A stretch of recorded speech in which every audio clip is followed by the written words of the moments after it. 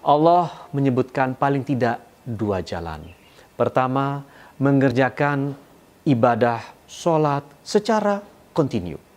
Kedua, menyadari bahwa dalam harta yang kita miliki terkandung bagian tertentu untuk fakir miskin. Tidak sepenuhnya menjadi hak kita.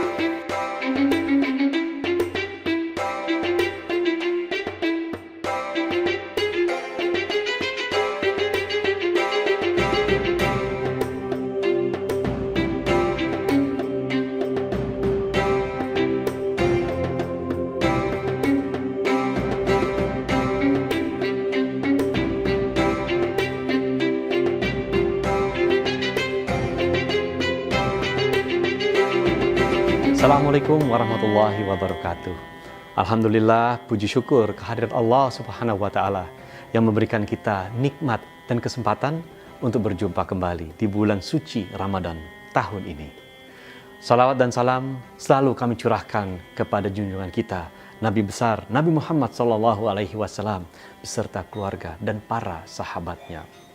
Saudara-saudaraku yang saya hormati, Allah menempatkan posisi hamba yang berpuasa di tempat yang sangat istimewa. Bahkan kaitannya dengan pahala berhubungan langsung dengan Allah tanpa adanya perantara. Namun puasa tidak hanya membahas urusan seorang hamba dengan Tuhannya, hablum minallah. Tetapi juga puasa membahas urusan hamba dengan sesama hamba Allah, hablum minannas, atau aspek sosial sesama manusia. Allah menyebutkan paling tidak dua jalan. Pertama, mengerjakan ibadah sholat secara kontinu.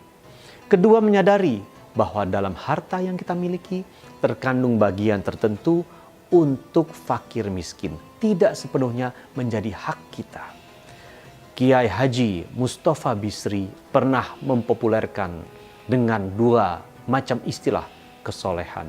Pertama, kesolehan ritual yang merujuk kepada ibadah yang dilakukan dalam konteks hablum minallah seperti sholat, puasa, haji, dan ritual lainnya.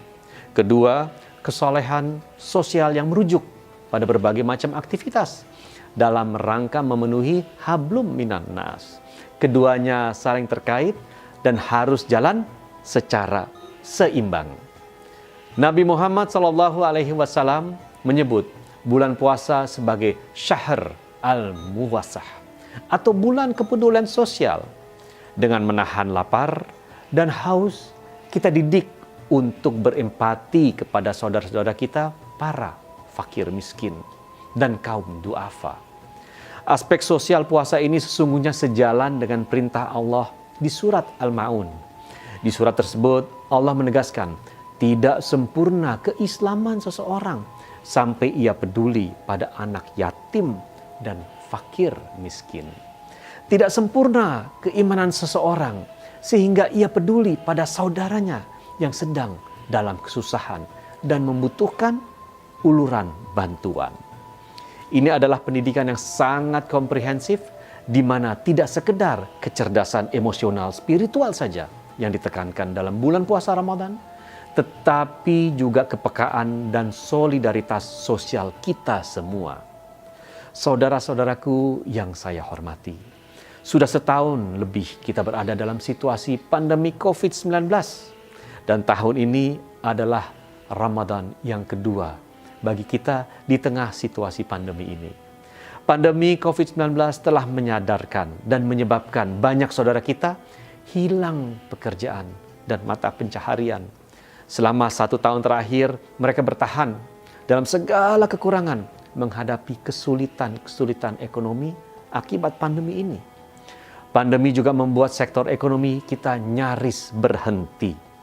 Maka yang bekerja di sektor kecil dan menengah sangat terdampak wabah berkepanjangan ini. Krisis ini akan menguji daya tahan kita sebagai individu, sebagai keluarga, perusahaan, dan terutama sebagai bangsa dan negara. Krisis ini adalah ujian yang tentu tidak bisa kita hadapi dengan sendiri.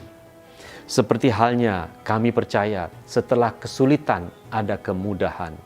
Wa inna ma'al usri usron, inna ma'al usri usron.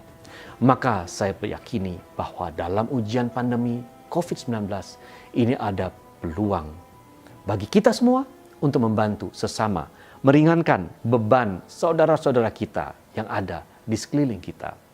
Maka dalam kesempatan ini saya mengajak rekan-rekan, saudara-saudaraku semua, mari kita manfaatkan bulan Ramadan ini untuk saling membantu menghadapi pandemi COVID-19 ini secara bahu-membahu.